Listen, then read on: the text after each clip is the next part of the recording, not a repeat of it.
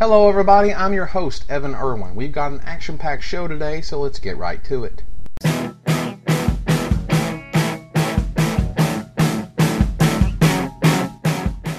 Benny Smith this week called out Jerome Remy for selling his cards and jumping into the online world. He said that you would always regret it and inevitably come running back to cardboard. And I've got one thing to say to that, buddy.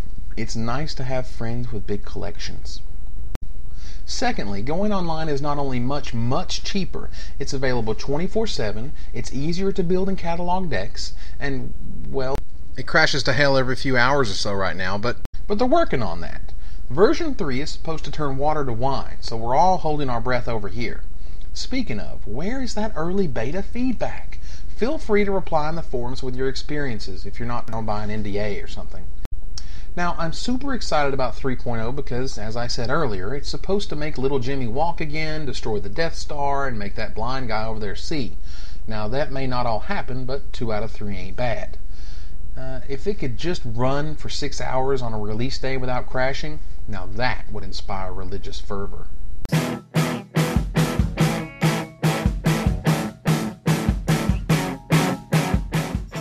Man, it must be good to be Flores. The #1 personality in Magic the Gathering had not 1 but 2 full articles lampooning him last Friday.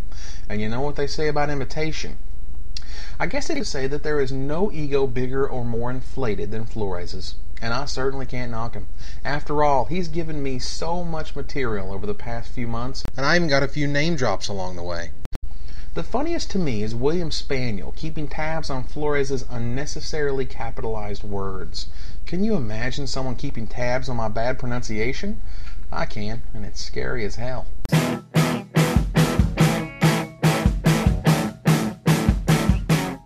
You know, I get a lot of crap for my predictions article. While I was wrong on a few things, I was right on many things others look over, such as Greater Gargadon becoming an important card in the metagame, and Psychotog ending the season as a Tier 1 deck and extended. This time, I think I stumbled onto the best deck in Time Spiral block, and believe it or not, it features lots of slivers. You see, last Friday, Patrick Chapin showed me how badass Wild Pair could be. While Nick Easel was busy working on the red-green version, Patrick's green-blue-white version was the hot stuff. If I untapped with Wild Pair, I would win. I would go get White Main Line with Mystical Teachings, play the line, get Mystic Snake, counter your spell, and then have a counter spell for 1 white and 1 colorless for virtually the rest of the game. Even if I searched out all of the Mystic Snakes, I'd still be able to bounce one with White Main Line and replay it. That should give me more than enough turns to win, right? Unfortunately, not quite. I didn't always get those turns I needed to win. Sometimes I needed to win that turn, and no bouncing shenanigans via Riftwing Cloudskate would help. Let's also not forget about our favorite new mechanic, Split Second, and how it completely hoses stuff like relying on White Main Line to get you through a game. Did I mention what a beating Extirpate was? That Extirpate guy beat the piss out of me after my Wild Pair ran into that cancel. Then I played a very interesting deck online. It featured Wild Pair and Slivers. And not any Slivers, the #1 most ridiculous sliver ever printed. The sliver we've all been waiting for. Dormant Sliver. Oh yes, ladies and gentlemen, do not doubt me when I say this. This guy is straight up nuts in Time Spiral block. He provides card advantage like nothing, and I mean nothing in the environment. Period. You're playing Teferi Control? Good luck countering all my Slivers, because if I power out Dormant before you can counter him, every creature in my deck apart from Wall of Roots is now a cantrip. The beauty of the combo is this. Wild Pair gives you an incredible amount of board advantage. Dormant Sliver gives you an incredible amount of card advantage. Basil and Gemhide Sliver give you the mana advantage, and Reflex Sliver gives you mana advantage in conjunction with Gemhide Sliver. All of these things come together in the following deck list. Alright everybody, here's the Slivers deck. Now, just to go over this real quick here, we've got, I believe this is 7 forests, 4 gemstone mine, 2 islands, 2 mountains, 1 swamp, 4 terramorphic expanse, officially the best card in block. Wall of Roots right here, right behind it, for one of the best cards in the block. And we got the Basal Slivers, which of course are fantastic for making the mana. The Dormant Slivers are the absolute key to make this deck ridiculous. Darkheart Sliver here is mainly just for the sacrifice effect. It's nice to be able to search him up against aggro, you know, if you're at a really low life total against mono red. Might Sliver just brings the beats, as does Sedge Sliver. So Sedge Sliver and Might Sliver may be able to be replaced here. Of course, you got your Wild Pairs and your Disintegrates. Now, one of the things I don't mention coming up, but wish I kind of had, was that Telekinetic Sliver is really good against control. This is the guy you want to go search for when you're playing Teferi control and whatnot, and you're scared of cancel just completely ruining your combo. Just go get a Telekinetic Sliver, tap down all of their permanents or their blue mana sources, and you're good to go. Now, for me, I'm running 3 Prismatic Lens and 4 Mwanvuli Acid Moss. Now, some people may change this up, but I really like this tempo, and of course, Prismatic Lens in a deck that runs, what, 4 colors, you know, is never a bad thing. Now, I had many more Harmonizers in here, but they felt a little unnecessary. Moving to the sideboard, we got a couple of Jetted Ojanins. These may be completely unnecessary. I'll be honest. I didn't spend a huge amount of time on the sideboard because the game wins so often against so many different archetypes. You know, you're really worried against Wild Pair Mirror, which is why you got 4 Krosan Grips, Serrated Arrows for the White Weenie, and Utopia Vow for the same reason. And Jetted Ojanin, I mean, I don't know, I guess you could throw them in there against aggro if you wanted to. Darkheart, of course, is for life gain, so you don't get overwhelmed by burn. And that's the deck. I tell you, it is an absolute blast to play, and according to Craig Stevenson's article today, this is actually making waves in the Premier events, which I think is fantastic. So I'm a big fan of the deck. I hope you build it and play it because it's cheap and it's fun. So let's get back to the show. Now, as of right now, this list is in constant development. I've come to realize a few things about this deck. First, Reflex Sliver is incredibly important. The combo can only go off if you have this guy in play. Only with his ability plus a Gemhide Sliver can you create enough mana to play enough Slivers to go off. Now, if you can use Basal Sliver to play more, but that only lasts for so long. After you fetch Dormant Sliver, get Reflex Sliver next. Second, this deck works so well because Dormant Sliver stacks. 2 of them in play means you draw 2 cards per sliver put into play. That's 4 cards by playing 1 from your hand and the other fetched from your library via Wild Pair. That's pretty insane right off the bat. But when you get the ability to sacrifice them for mana, 10 slivers is 20 mana, and 1 red mana beyond that is Disintegrate for the win. Thirdly, the deck also has an aggro option. If you don't have quite enough to kill them with Disintegrate, but have them dead with guys on the board, just sacrifice your Dormant Slivers via Darkheart or Basal Sliver and swing in. Remember, for Wild Pair search purposes, the 1 of Might Sliver is searchable by any 2/2. And again, with Wild Pair, always put a counter on Wall of Roots with the Wild Pair trigger on the stack so you ensure you get a 2/2. The 1 of Sedge Sliver is also for the aggro option, but take care as you do not want a swamp in play when you have Wild Pair and Sedge Sliver out. This makes your Slivers 3/3s and gives you no valid search targets. Might Sliver and Wild Pair on the board provides you the same painful scenario. Usually you're going to win by bashing face when you're featuring Sedge Sliver on the board. Lastly, this is not only an incredibly explosive deck, it is a budget deck to boot. Right now, Wild Pair is on an incredible climb in price, so get yours soon. Gemstone Mines are the high-end rare of the deck, with Wall of Roots right behind it as the hottest uncommon imaginable right now.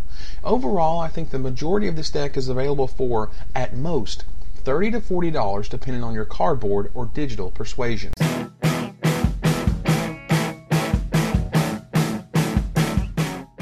Alright, we finally got some good info on Future Sight, so let's see if we can get this in order. Firstly, we know the title of the second expansion, Morningtide. I'm telling you people, the Chimney Imp expansion, coming soon. Nevertheless, this title tells us more than you think. The name of the first novel, Orwin block, is called, quote, Dusk. The second expansion is called Morningtide. You see a trend here?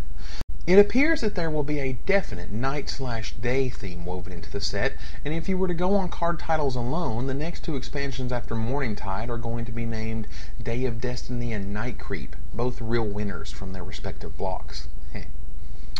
In other bigger news, we finally have some cards to talk about. First is the cycle of spell shapers, beginning with Llanowar Mentor. This means that Dredge is going to go tier 1 the instant Future Sight is legal, as well as Reanimator, because Llanowar Mentor gives you a scarily efficient turn 3 Dread return. Turn 1 Mentor via Overgrown Tomb, turn 2 Elf discarding a Chroma via another Overgrown Tomb, turn 3 Dread return targeting the Chroma. Did they kill the Chroma somehow? Well, just discard another Fatty by making another Elf and flash back the Dread return. Ugh. But this isn't the real noteworthy card. That belongs to Imperiosaur. Have you seen this thing? Take a look. Just brilliant, isn't it? I absolutely love the new card frames. This will allow you to easily see the mana cost of cards as you fan them in your hand, and I hope that this one day becomes the standard template. Something I find incredibly interesting about this whole, quote, future shifting they're doing with cards like Imperiosaur, basically this is the ultimate cover your ass maneuver. If we hate it, they say it was from a alternate. And if we love it, then they'll just go with it. Man, I wish I had safeguards like that in the show. Here's a sample of next week's show. Enjoy! And if you hate it, I'll just do something completely different. Brilliant, isn't it? Lastly, I'll just go ahead and say it. Summoner's Pact is absolutely 100% broken in Vintage, and I don't even play that format. It makes you wonder if Wizards made that card just to mess with Stephen Menindian's head. And it surely has to. This spell simply says, add 1 to my storm count and go get target Elvish or Simian Spirit Guide. Yay for combo! I can hear the poor screams of Vintage players even now. We're going to end this week's show with some bad news. A few weeks ago, a friend of mine and the show committed suicide. ZACK Shiny Davis shot himself on March 23rd. He was 17 years old. And it reminded me that we, as gamers, sometimes let our emotions overwhelm us. Sometimes we go on tilt and have trouble coming off it. A little over a year ago, there was what I considered one of the best articles Star City Games has ever had the privilege to publish, and that was an article called Gamers and Depression by Noah Wheel. It was published on December 28th, 2005, a hair away from being eligible for my top 10 of 2006 article, which it would have placed quite highly. Reading it today is a bit painful, as you can imagine, but I highly suggest it for every viewer of the Magic Show, for all sorts of reasons. In Zack's obituary, it actually lists him as being a level 1 DCI judge. Isn't that cool? It was, sadly, one of his only measured accomplishments.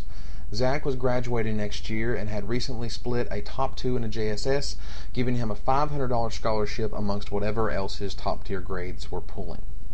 As my friends and I sat in the restaurant after the funeral, we talked about Zack, about what he really loved. His favorite card? Gifts Ungiven, no question. There is no boy who ever loved 5-color gifts as much as Zack Davis did. Every tournament it was legal, he would play it.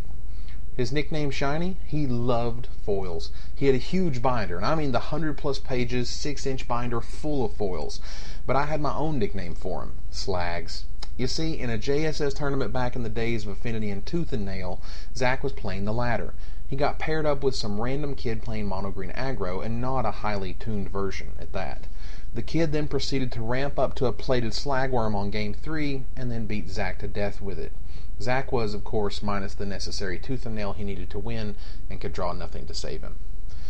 At the gravesite, before they lowered him in the ground, someone put a Gifts Ungiven on his casket. I thought it was fitting. So until next week, this is Evan Irwin, tapping the cards so you don't have to.